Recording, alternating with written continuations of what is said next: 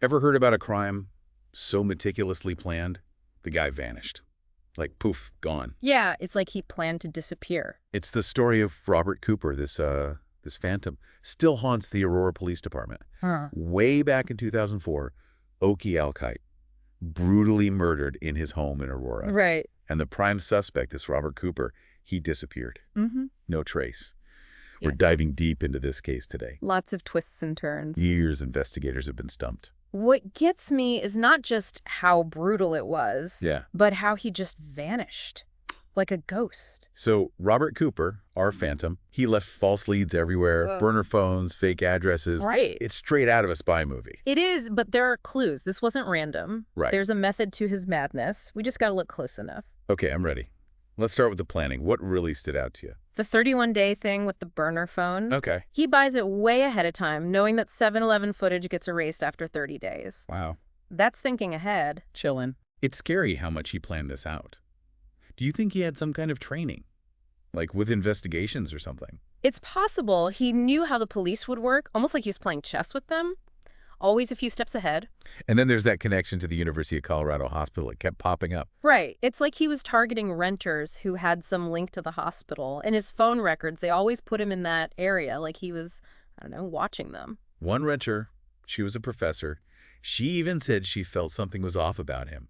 The hair on the back of her neck stood up, she said. Oh, wow. Like a sixth sense. That's important. Most people barely talk to him. Yeah. Remember, she taught English. She would pick up on things, how he spoke, how he acted. And she was the only one who said he had this distinct accent, Romanian. Right, that comes up later. Yeah. Imagine making a sketch of this guy from what people said. Some thought he was in his 30s, others 50s. Really? Wow. It makes you think maybe he did that on purpose to be harder to identify. And then, on top of everything, there's the blood evidence. At first, they thought he planted it, the blood at the crime scene. Oh, I see. But it was mixed in too well, like a struggle. Whose blood was it then? That's a terrifying thought, right? Maybe he hurt himself? Or even worse, maybe there's another victim. You never know. And get this, they tried recreating the sounds of the attack. Screams, the fight, but the neighbors heard nothing. It's like a horror movie. So creepy. Makes you think, you know how to keep someone quiet. And then there's the whole Wells Fargo thing. Oh, yeah, weird. He uses Al's credit card at the same Wells Fargo he said he worked at, and he takes out exactly $1,000, same as the rent. Wait, hold on. He was so careful about everything else. Why would he risk using the victim's card? Especially at his own bank. That doesn't make sense. It is strange, a twisted way to pay back the rent. It's one of those questions we just don't have answers to. It does feel like he was playing mind games, Yeah. even after the murder. Yeah. But with all these clues, they still couldn't find him. More questions than answers. It's baffling. Dead ends everywhere. Every lead just vanished. Yeah. They checked out Omaha, thought maybe there was something in California, even looked into guys like Israel Keys, serial killers. Right. Nothing. So they brought in the FBI, the Behavioral Analysis Unit, the big leagues. Did they find anything? They said he was probably living a double life. Normal guy on the outside, Yeah. but hiding something dark, organized, methodical. Maybe even knew something about law enforcement. Like a movie, right? Yeah, Ordinary guy turns into a predator. exactly. And it was on America's Most Wanted. Oh, wow. Whole country was looking still nothing. It went cold for years. That's got to be tough.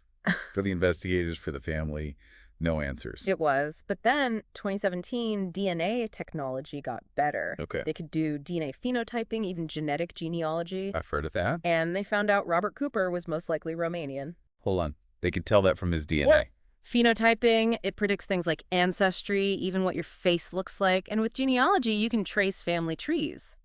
So that professor, she was right about the accent. It was a big moment for the case, gave them something real to go on. But there's something else about the DNA. It wasn't in any criminal database. You mean he'd never been caught before? Maybe. Or maybe he was just that good at hiding. Chilling, right? Was Oki Alkite his only victim? We still don't know. So they knew he might be Romanian. Where did that lead them? All sorts of places. Foreign exchange students, doctors from Romania. They even thought about the Turkish Hezbollah. Terrorists? Yeah. Alkite's injuries, they were similar to a torture method they use, falaka. What's that? They beat the soles of your feet. Yeah. Really brutal. But in the end, it didn't fit. So back to square one. Almost. 2022, new detective Jason McDonald. He gets a tip about a murder in England, Lincolnshire. 2009. Another murder. Like Kite's. Very similar. Victim was in his 50s, stabbed a bunch of times, signs of torture, even had a knife wound on his head, same as Kite, and they had DNA from the scene. Sounds like they finally got a break. Everybody thought so, thought for sure it'd be a match. It wasn't. Big disappointment. But McDonald, he didn't give up. What did you do? Went back to the genealogy, worked with this group, United Data Connect. They're like experts in using DNA to find families. Right. So they're looking for relatives of Robert Cooper, hoping maybe they recognize him or know something. Yeah, trying to build his family tree, even distant relatives. And they got a hit. Relative match, about 41%. Is that close? Third or fourth cousin range. Not close family, but it's something. So they had a new lead. Could they talk to this relative? That's the hard part. People get scared. Imagine getting a call from the police saying your cousin might be a murderer. Yeah, that'd be tough. So is the case stuck again? Not really. McDonald's not giving up. What's next then? Maybe go meet this family. Get more DNA samples. Keep building that family tree. Long shot, but it's the best lead they've had in years. Robert Cooper, he really is like a ghost. Almost 20 years, and they still can't find him. Mm-hmm. You know, it's amazing to think one DNA sample can bring a case back to life after all these years. But it makes you think about Kite's family, too. Yeah. They've been dealing with us for almost 20 years. It really hits you. These aren't just cases we're talking about. These are real people, real families. Right? And the thought that maybe he did this before, maybe he'll do it again, that's really scary. It makes you want to see him caught even more. And, you know, as we've been talking about this, maybe something's clicked for you listening. Right. You never know. Detail you remember. Like those sketches, maybe you were in Aurora back then in 2004. Yeah. Maybe you worked at the hospital or went there, or even Wells Fargo. In that accent, Romanian, it's not something you forget easily. It's amazing what we can do if we all put our minds together. It's easy to feel like, what difference can I make with all these unsolved cases? But sometimes it just takes one person, one memory, one tiny detail. Exactly. Think, what can I do? But any little thing could help, Detective McDonald.